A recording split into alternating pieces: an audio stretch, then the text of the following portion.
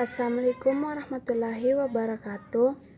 Perkenalkan, saya atas nama Jumriyati, kelas SD 3B, mahasiswi dari Universitas Muhammadiyah Makassar, Fakultas Keguruan dan Ilmu Pendidikan, Program Studi Pendidikan Guru Sekolah Dasar.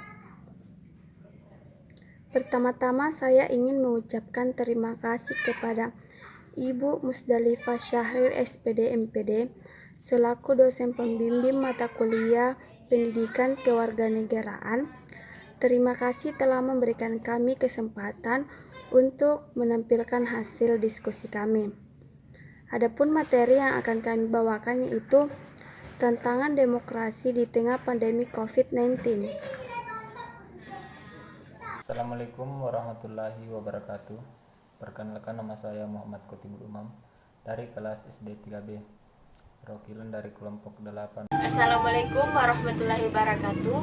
Perkenalkan, nama saya Hilda Safitri, kelas 3B, saya dari kelompok 8. Dalam kurun waktu 2 bulan terakhir, segenap komponen bangsa mulai resah.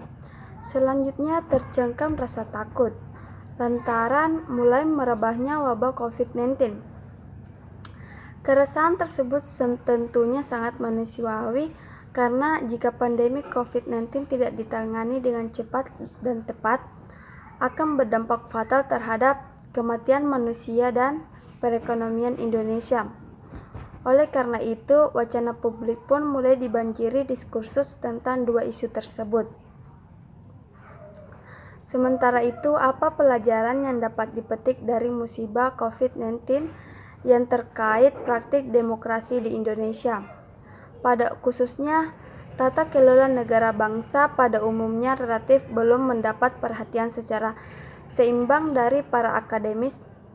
Karakteristik transisi demokrasi, kendati konsep transisi demokrasi itu sendiri masih terus dalam perdebatan di kalangan para akademis. Secara prinsipal, dapat dikatakan bahwa jika berakhirnya pemerintah Orde Baru pada tahun 1998, Indonesia mulai memasuki periode transisi demokrasi. Terkait dengan hal ini, secara teoretis dapat dikemukakan beberapa karakteristik utama dari transisi demokrasi. Pertama, relasi antara negara dan masyarakat tidak lagi bersifat satu arah, tetapi sudah bersifat dua arah. Walaupun dibukanya peluang partisipasi masyarakat cenderung belum bisa sepenuhnya didasarkan pada itikad untuk memperkuat masyarakat sipil, tetapi lebih pada kewajiban memenuhi agenda reformasi. Kedua, relasi negara dan masyarakat lebih berkarakterkan relasi antara elit, yaitu antara elit penguasa dan elit masyarakat. Kondisi ini telah melahirkan praktek demokrasi elitis. Adapun materi yang saya bacakan yaitu reformasi politik, lebih dititik beratkan pada reformasi kelembagaan negaraan. Namun, minus penguatan kapasitas kondisi itu berimplikasi pada terjadinya pengangkalan praktik demokrasi prosedural. 4. Telah terjadi perluasan arena kebebasan sipil, namun minus kualitas realitas ini ditandai antara lain masih dominannya ekspektasi kebebasan sipil dengan cara kekerasan dan adanya tindakan dan kekerasan baik oleh pihak negara maupun masyarakat dalam menyikapi ekspektasi kebebasan sipil.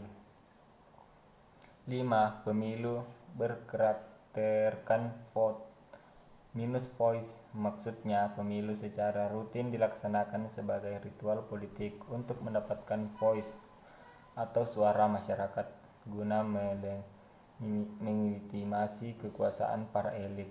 Namun pada pasca pemilu langit muskil memproduksi voice. Lebih buruk lagi, justru yang dihasilkan adalah political noise. 6.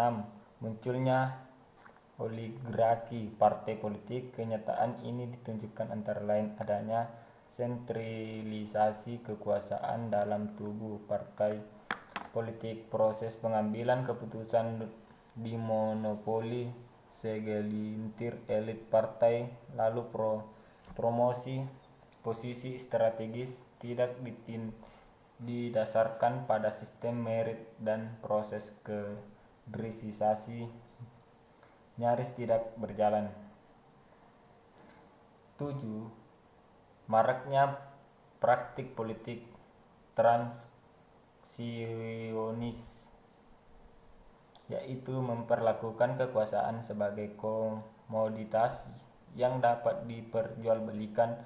Fenomena ini terjadi hampir pada semua arena politik, mulai dari praktik beli suara pada pemilu sampai dengan beli jabatan untuk posisi-posisi strategis pada lembaga internal partai politik maupun pada lembaga negara. Baik, terima kasih. Saya akan menambahkan materi dari salah satu teman saya, yaitu munculnya realitas dinasti politik, yakni monopoli kekuasaan berdasarkan hubungan kekeluargaan atau kekerabatan.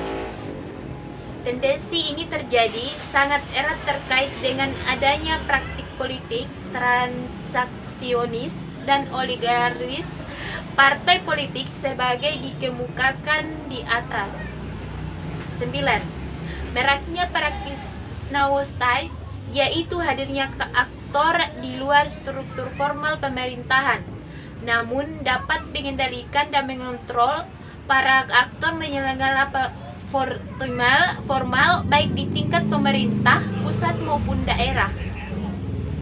Kecenderungan ini terjadi juga tidak lepas dari adanya praktik politik transaksionis, utamanya pada pemilu. Ke-10. Hadirnya gerakan kontrreform, yaitu suatu gerakan reformasi tandingan yang sejatinya membawa spirit anti-reformasi namun dikemas dalam bungkus dan label pro-reformal. Dalam bungkus dan label pro-reformasi, gerakan ini relatif sulit untuk dideteksi, namun sangat membahayakan bagi masa depan demokrasi. Ujian bagi eksistensi dan komitmen terhadap prinsip-prinsip negara kesatuan adanya pandemi COVID-19 secara tidak langsung telah menguji apakah prinsip-prinsip NKRI, utamanya terkait dengan relasi pusat daerah, dipatuhi dalam implementasi kebijakan penanggulangan wabah virus corona, atau hanya imajinasi. Bila betul ditaati, seharusnya tidak perlu terjadi perbedaan sikap antara pemerintah pusat dan daerah dalam implementasi kebijakan mengatasi pandemi COVID-19. Dikatakan demikian karena dalam negara kesatuan, prinsip relatif kewenangan ialah berbagi kekuasaan, bukan pemisahan kekuasaan seperti pada negara federal.